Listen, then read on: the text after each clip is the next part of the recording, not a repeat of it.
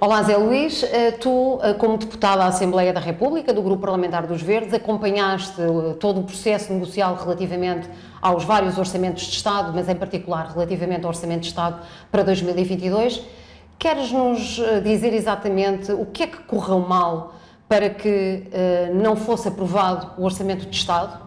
Bom, eu podia dizer simplesmente que não houve Orçamento de Estado porque o Partido Socialista e o Governo não quiseram. Eu, de facto, como disseste, acompanhei de perto as negociações e aquilo que foi visível é que a partir do momento em que o Presidente da República colocou as questões do sim ou sopas, isto é, ou há orçamento ou haverá eleições, o Governo desistiu de procurar quaisquer soluções, desistiu de trilhar caminhos com os verdes, de forma a que pudesse ser viabilizado o Orçamento de Estado. Eu recordo que nós, como tese, logo no início vimos que o orçamento não dava resposta aos problemas do país e dos portugueses, sobretudo quando tínhamos aí uma previsão de crescimento económico de 5,5% e que se propõe um aumento de 0,9% para os salários da administração pública. É bem notório de que nós estamos a inverter as coisas, porque dá a ideia que são as pessoas que existem para servir a economia e não que é a economia que existe para servir as pessoas. Ainda assim, nós dissemos na altura que manifestamos toda a disponibilidade para com o Governo procurar soluções e propostas de maneira a que pudéssemos também nós poder contribuir para termos Orçamento de Estado. Aquilo que aconteceu foi que nós posteriormente entregamos um conjunto de propostas, as primeiras propostas ao Governo, que foram 15, e o Governo apenas respondeu a uma delas, ignorando completamente as restantes propostas, nomeadamente nem uma palavra sequer sobre as propostas relativas ao combate à pobreza ou à necessidade de reforçar os serviços públicos. E, portanto, foi notório que o Governo, que tinha a obrigação, sabendo que não tinha maioria no Parlamento, de procurar um orçamento que fosse capaz de ganhar a simpatia de deputados suficientes para viabilizar o orçamento, o Governo por isso simplesmente não quis, porque, como se perspectiva agora, com esta pretensão do Partido Socialista quase assumida de querer uma maioria absoluta, que era esse o desejo do Partido Socialista, ir para eleições numa altura destas, exatamente procurando a maioria absoluta para fazer aquilo que entender e sem estar obrigado a negociar orçamentos e não só à esquerda do Parlamento. E agora o Partido Socialista tem, neste período de pré-campanha e de campanha, manifestado uma grande preocupação relativamente a algumas matérias importantes, relativas, por exemplo, às alterações climáticas, à situação das micro, pequenas e médias empresas, à situação dos professores, até ao tempo de trabalho. Isto não é contraditório relativamente ao posicionamento que o PS teve, por exemplo, no Parlamento em relação a algumas propostas concretas que foram apresentadas, designadamente por parte dos Verdes? Bom, é contraditório, mas é sem surpresa, porque nós percebemos que o Partido Socialista tem uma postura em período pré-eleitoral e depois das eleições tem outra postura. Eu recordo-me que o Primeiro-Ministro, agora num debate da televisão, disse estar muito preocupado com as micro, pequenas e médias empresas. O que é verdade é que o Governo tinha negociado connosco no Orçamento de Estado para 2021 um fundo de tesouraria por proposta dos Verdes, que aliás foi decisivo para construirmos o nosso sentido de voto em relação ao Orçamento de Estado para 2021, e aquilo que aconteceu foi que o Governo transformou aquele fundo de tesouraria num crédito normal às empresas, à revelia daquilo que tinha sido acordado com os Verdes e também violando uma norma do Orçamento de Estado, porque essa proposta tinha sido aprovada e, portanto, constava do Orçamento de Estado. E agora vemos que o Governo, que reduziu de 750 milhões esse fundo para 100 milhões, está preocupado com as micro, pequenas e médias empresas. Depois também ouvi o Primeiro-Ministro dizer que é preciso olhar para os professores, porque os professores, sobretudo aqueles que andam com a casa às costas. Exato. E isto é de facto contraditório, porque o Governo chumbou uma proposta dos Verdes que pretendia criar um apoio para os professores que estão deslocados, e era aliás uma das propostas do Orçamento de Estado para 2022. Depois também ouvimos agora o Partido Socialista acenar com a necessidade de ser estudada a possibilidade da semana de trabalho apenas com 4 dias. E isto também é mesmo para perguntar a sério que se pretende fazer esse estudo. E porquê que eu pergunto isto? Porque o Partido Socialista agora, nestas eleições, está preocupado com os horários de trabalho, mas foi o mesmo Partido Socialista que chumbou, por exemplo, uma proposta dos Verdes no sentido de fixar o horário semanal de trabalho nas 35 horas, que chumbou a proposta dos 25 dias de férias para todos os trabalhadores e que chumbou também uma proposta dos Verdes que era para transformar a terça-feira de Carnaval em feriado obrigatório. E, portanto, é estranho que depois desta sequência de chumbos que o Partido Socialista fez em relação a propostas que visavam exatamente a questão do horário de trabalho, vir agora a assinar com esta ideia de que é preciso pensar na semana de 4 dias de trabalho. Aliás, não estranha que uma das bandeiras do Partido Socialista tenha sido a precariedade, e bem, mas o que aconteceu foi que, enquanto o Governo e o Partido Socialista negociavam com os partidos à sua esquerda formas para combater a precariedade laboral, ao mesmo tempo negociavam com o PSD uma proposta para duplicar o período experimental nos contratos de trabalho, que é o período onde a precariedade é mais impiedosa, para não dizer mais cruel. E, portanto, há aqui 2 discursos, um pré-eleitoral e outro eleitoral, que ficou exatamente visível nas questões que aqui foram apontadas. Sim, eu acho que isso demonstra bem essa contradição entre aquilo que se diz e aquilo que efetivamente depois se faz e se aprova. Relativamente aos Verdes e à CDU em concreto, os nossos adversários políticos reconhecem-nos de facto uma grande coerência entre a palavra dada e aquilo que de facto depois nós propomos e aprovamos. Daí ser tão importante conhecer as nossas próprias propostas. Queres adiantar e destacar algumas das propostas dos Verdes e da CDU para as próximas eleições legislativas? Bom, começaste por referir-te à questão da coerência dos eleitos da CDU e eu queria puxar novamente outro assunto para a mesa porque também tem a ver com isso. Tem a ver, por exemplo, com os CTT. Os CTT são uma empresa que antes de serem privatizadas era um exemplo até do ponto de vista internacional na qualidade do serviço postal que era dado aos cidadãos, tratava bem os seus trabalhadores e, sobretudo, dava todos os anos dinheiro ao Orçamento de Estado. O Partido Socialista criticou muito a opção do PSD e do CDS de privatizar os CTT. Depois disso, ouvíamos dirigentes do PS a criticar a privatização dos CTT. O que acontece foi que o PS teve a oportunidade de reverter essa privatização por proposta dos Verdes e de outros partidos, nomeadamente do PCP, mas o PS votou sempre contra o regresso dos CTT à esfera pública. Agora, quase no fim do ano, dia 23 de janeiro, o Governo altera a lei postal. E o que é que faz com esta alteração?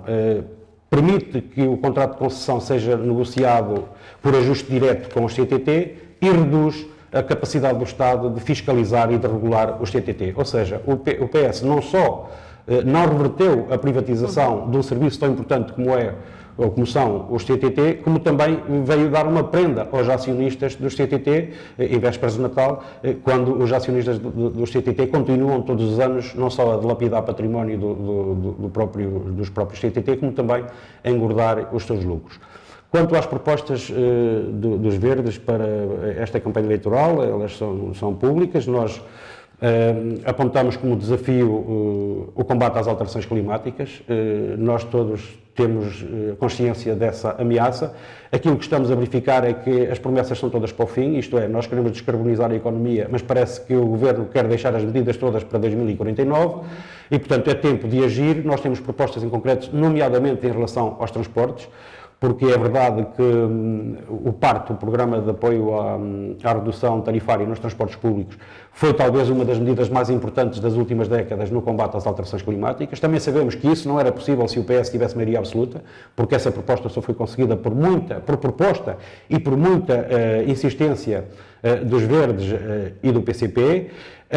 E, no entanto, nós achávamos que é preciso ir mais longe, é preciso alargar o PART também a outros territórios e é preciso também começar a pensar seriamente em caminhar no sentido de tornar os transportes públicos gratuitos. Isto já acontece em muitas cidades, em alguns países, nomeadamente no Luxemburgo, na Coreia do Sul, e, portanto, impõe-se de facto olhar para os transportes, que são um dos setores que mais contribui para a emissão de gases com efeito de estufa e, portanto, para as alterações climáticas, como forma de criar alternativas para que as pessoas deixem o carro em casa e optem para os serviços públicos. Naturalmente que isto exige aqui um reforço ao nível da resposta, porque não é como o Ministro do Ambiente dizia que o problema se resolvia retirando as cadeiras dos comboios e por aí fora, até chegar, se calhar até o motorista teria que ir, ou o maquinista teria que ir de pé para dar mais um lugar. Não, é com um investimento sério do lado da oferta, mas é também começando a perspectivar um caminho que nos leve à gratuitidade dos transportes públicos, que é isso que se impõe no futuro. Nós tínhamos uma proposta concreta sobre isso e mantemos-la, que é tornar o transporte gratuito para alguns segmentos da população, nomeadamente para as pessoas que estão à procura de emprego, nomeadamente para as pessoas com deficiência e também para os estudantes do ensino obrigatório e, portanto, uma proposta que, aliás, foi chumbada pelo Partido Socialista. Temos propostas também ao nível da despoluição dos nossos rios e dos passivos ambientais que vão estando aí pelo país. É um drama aquilo que se passa com os nossos recursos hídricos, quando a água, enfim, é tão importante para a nossa existência, que acaba por ser um recurso que é limitado e por isso também tem que ser explorado de forma sustentável e portanto, é preciso, de facto, olhar para os nossos recursos hídricos, mas também para as áreas protegidas com olhos de ver, porque senão teremos tudo dilapidado, uma vez que muitas vezes as soluções ambientais acabam por empurrar na ânsia do lucro rápido e é para isso que a CIDIU lá está para travar, para colocar o interesse público também em cima da mesa, que ficou muito duvidosa a sua presença, por exemplo, em questões como o lítio, em questões como a localização do novo aeroporto de Lisboa, onde se vê perfeitamente, depois deste tempo todo, esta insistência do Governo, só pode querer dizer que há aqui um jeito que se prepara para fazer a uma multinacional e, portanto, quando se constrói um aeroporto com o objetivo de retirar o aeroporto da Portela, e que se propõe fazer um aeroporto, mas que essa construção exige a permanência do aeroporto em Lisboa, significa que nós andamos a brincar. Já andamos a brincar com estudos, porque andamos a estudar durante 50 anos a localização do aeroporto e depois, quando chegou a hora de decidir, o Conselho de Ministros reunido pergunta-se então o que é que indicam os estudos indicam o aeroporto é para ir para ali e o Governo decide não, então nesse caso vai para Montijo. E, portanto, não se pode dizer que se andou a estudar, porque os estudos de pouco serviram para a decisão que foi tomada. Para além disso também, convém recordar que o processo está parado, agora vai estar sujeito a uma avaliação ambiental estratégica por proposta dos Verdes e, portanto, nunca, com o Partido Socialista em maioria, consideraria a possibilidade de fazer, aliás, o próprio Partido Socialista votou contra no Orçamento de Estado essa proposta, mas ela foi ainda assim aprovada e, portanto, nunca o Partido Socialista avançaria para uma avaliação ambiental estratégica para a localização do novo aeroporto de Lisboa, porque já percebemos que o Partido Socialista também está comprometido com os grandes grupos económicos e, neste caso, com a Avanci em particular. Este caso é gritante porque percebe-se onde fica o interesse público em decisões importantes para o Estado, como, aliás, se nota também ao nível dos paraísos fiscais, por exemplo, que os Verdes têm essa proposta, porque estamos a falar das propostas dos Verdes. Quando se fala do combate à corrupção, nós sabemos que a justiça é demorada e, portanto, uma justiça demorada também não é justiça. Esse é um dos grandes problemas da nossa justiça e, portanto, faltam meios à justiça, mas, para além disso, também é preciso acabar com os paraísos fiscais que só servem para que os grandes grupos económicos e as grandes fortunas escondam dinheiro, muitas vezes até proveniente de atitudes ou ações criminosas, como branqueamento de capitais, até como armamento, como tráfico de seres humanos. E, portanto, o que acontece é que esses paraísos fiscais funcionam como uma capa onde o Estado não entra, a justiça fica à porta e a supervisão nem sequer é considerada. É preciso acabar com os paraísos fiscais, com esse regabof, que, para além de contribuir muito porque está muito ligado à corrupção, nós temos o caso do BES, que todos se lembrarão, que está muito ligado também a empresas com sede em paraísos fiscais, e que não faz sentido que haja um conjunto de pessoas, reduzido provavelmente, a viver em paraísos fiscais quando a generalidade dos cidadãos vivem em verdadeiros infernos fiscais. E, portanto, é preciso combater a corrupção também pela via do fim dos paraísos fiscais. É preciso acabar com os vistos gold, porque os vistos gold também potenciam a corrupção, isto para além de mexer aqui com direitos fundamentais, porque se há alguém que tem dinheiro, tem direito a residir em Portugal, mas se for alguém que não tenha dinheiro, portanto, é escorraçado e é obrigado a um calvário de burocracias que não fazem sentido. Depois também temos uma proposta que eu queria realçar que tem a ver com a produção nacional. Um país que não produz é um país que não cria riqueza. E um país que não cria riqueza não consegue pagar dívidas, não consegue desenvolver-se. Por isso é que é preciso investir a sério na produção nacional. Para isso é preciso promover a agricultura familiar, desde logo. Nós tínhamos propostas para este ano, e é também uma proposta que mantemos, de criar um regime específico de segurança social para a pequena agricultura, para a agricultura familiar, porque há um estatuto da agricultura familiar que foi aprovado por este Governo, mas que nunca saiu do papel. E ela é importante, o incentivo, a promoção da agricultura familiar é importante do ponto de vista da economia, porque evita certamente que se importem produtos, sobretudo alimentares. É importante também no que diz respeito ao combate à desertificação do interior e é também importante quando falamos dos incêndios florestais na sua perspectiva preventiva, porque onde há gente há menos incêndios florestais, ou pelo menos os incêndios florestais terão menos tendência a ganhar as dimensões que conhecemos nos últimos anos. E, portanto, a produção nacional é um fator determinante para que possa haver soberania alimentar, que é uma coisa também importante que muito tem preocupado os verdes e, portanto, é também uma proposta que queremos manter para a frente, isto para além, naturalmente, de propostas que são comuns a muitos partidos, nomeadamente a questão ou alguns partidos, nomeadamente a questão da valorização dos salários, porque aliás, o Partido Socialista tem todas as condições para valorizar os salários em geral e muito em particular o salário mínimo nacional para valores ou para patamares justos. Foi uma opção do PS não querer. O PS pretende manter os salários baixos, apesar de toda a gente saber que a valorização dos salários é uma forma de melhor distribuir a riqueza que é produzida por todos. E dinamizar a própria economia. Que dinamiza a economia, como se viu em 2015, porque se as pessoas têm mais poder de compra, naturalmente que a procura interna mexe mais.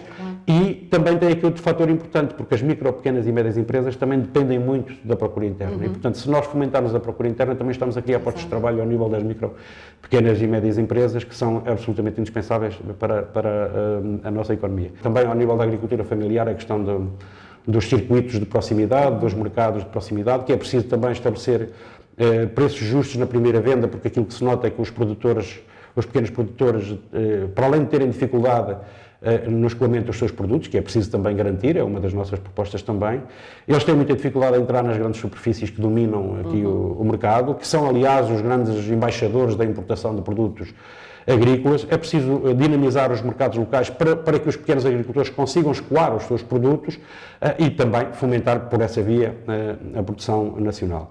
E, portanto, basicamente são estas as propostas que nós temos. E depois há também aquele princípio ecologista fundamental de produzir local, consumir local, que é muito caro aos verdes. Exatamente, que também tem relevância quando falamos da pequena agricultura e da agricultura familiar. É verdade. Eu gostava de fazer uma pergunta justamente nessa sequência, que é, porquê é que é tão importante reforçar a CDU nas próximas eleições legislativas?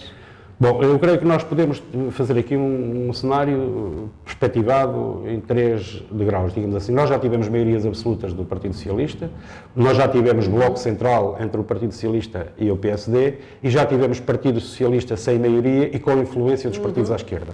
E eu creio que se as pessoas olharem para esses 3 cenários que já vivemos, perceberão que, de facto, vale a pena votar na CDU, porque a CDU, quanto mais força tiver, mais força terá a defesa do interesse público nas decisões que o Estado venha a tomar. Estou a falar na questão do aeroporto, mas podia falar em muitas outras onde o interesse público ficou secundarizado.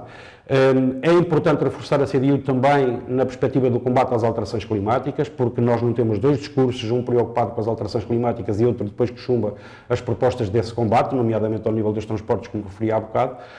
Mas também é importante votar na CDU, porque quando reforçamos a CDU estamos a valorizar os serviços públicos, que a CDU defende os serviços públicos, procurando não transformar, aliás, contrariando a tendência, sobretudo do PS e do PSD, de transformar, por exemplo, a saúde num negócio em vez de ser um direito, isto é, quando alimentamos o setor privado da saúde, o que nós estamos a fazer, no fundo, é dizer que a saúde é um negócio e não é um direito das populações. Mas também do ponto de vista de quem trabalha. Portanto, a CDU defende intransigentemente as pessoas que trabalham em todos os níveis, o combate à precariedade, naquilo que o PS só não fez porque não quis, porque o PS tinha todas as condições para o fazer do ponto de vista laboral e que ficaram, enfim, foram impostas pelo PSD e pelo CDS e que ao fim destes anos todos continuam, apesar das propostas que têm surgido na Assembleia da República dos partidos à esquerda, inclusivamente os verdes, no sentido, por exemplo, de repor novamente o tratamento mais favorável ao trabalhador na legislação laboral, nomeadamente no valor das indemnizações em caso de despedimento, mas também ao nível da contratação coletiva e com as regras da caducidade que muito perturbam, por exemplo, a valorização salarial. O PS não pretendeu permanecer com esses entraves ao desenvolvimento e à justiça social e a CDU continuará certamente a batalhar nesse sentido. E, portanto, há todos os motivos para votar CDU, para termos um país mais desenvolvido, mais equilibrado do ponto de vista ambiental, mas também com mais justiça social. Exatamente, e é justamente a agregação dessa justiça social e dessa justiça ambiental que faz do voto na CDU o verdadeiro voto ecologista. Exatamente, perfeitamente de acordo, até porque nós ouvimos falar muito de ecologia ultimamente, mas o que é verdade é que, agora a minha perspectiva mais pessoal, é que um partido ecologista tem que ser um partido de esquerda. E isto é fácil de perceber. Porquê? Porque o objetivo de um ecologista é atingir um desenvolvimento sustentável. Ora, o desenvolvimento sustentável só é possível com a justiça social. Porquê? Porque o conceito é um pouco indeterminado, esta coisa de desenvolvimento sustentável. Nós podemos partir, no entanto, desta ideia.